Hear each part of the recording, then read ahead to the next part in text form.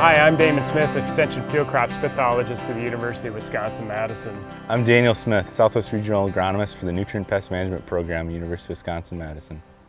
Damon, what's our white mold situation look like out in the field this year? That's a good question. You know, it was so dry kind of coming into the 2021 season, we didn't think there was going to be a big white mold problem, but it turns out we caught some rains, you know, kind of real timely that really aligned themselves with the bloom period in soybeans across all parts of the state. So, you know, we're seeing sort of this late onset epidemic starting. So we had infections happening sort of late in the bloom period. Things that got planted maybe a little on the later side seem to be a little more prone. Things that were planted a little earlier maybe escaped the infections and are relatively clean. So it is pretty spotty across the state, but you know, in areas where we do have epidemics, it is pretty significant there. So folks really need to get out right now and check and see what's going on and make some decisions as we head into the harvest time.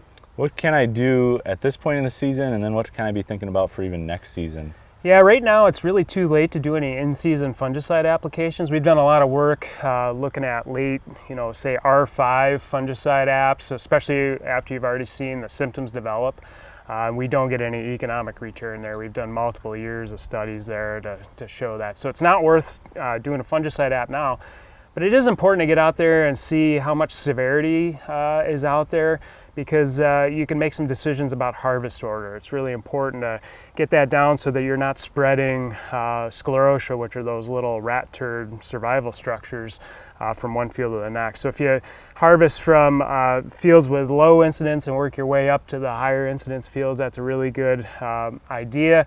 And then cleaning a combine, you know. And I know you've done a lot of work with combine cleaning. You know, if we were going to clean a combine from one field to the next, where should we really be focusing our time if, say, we had 30 minutes or so to clean out a combine? Yeah, absolutely. So in 30 minutes with a cordless leaf blower, a leaf blower, or even an air compressor, we can accomplish a lot cleaning a combine. Target the head, the grain platform, blow off any residue off of those areas, and then we can open up the rock trap, clean off the top of the feeder house. If we're taking the head off to move to a new field, we can clean out the feeder house really well. That's where we see a lot of things hide, is in those crevices that are in the front of the feeder house. And then we can move back and do a quick cleaning of the rotor. We're really not too concerned about all the dust on the outside of the combine, but that dust can be a health effect, so we should take some proper steps to protect ourselves from the health effects of that dust, as well as be sure that we read and follow all the safety instructions that come with the combine and the cleaning equipment, because it can be somewhat dangerous.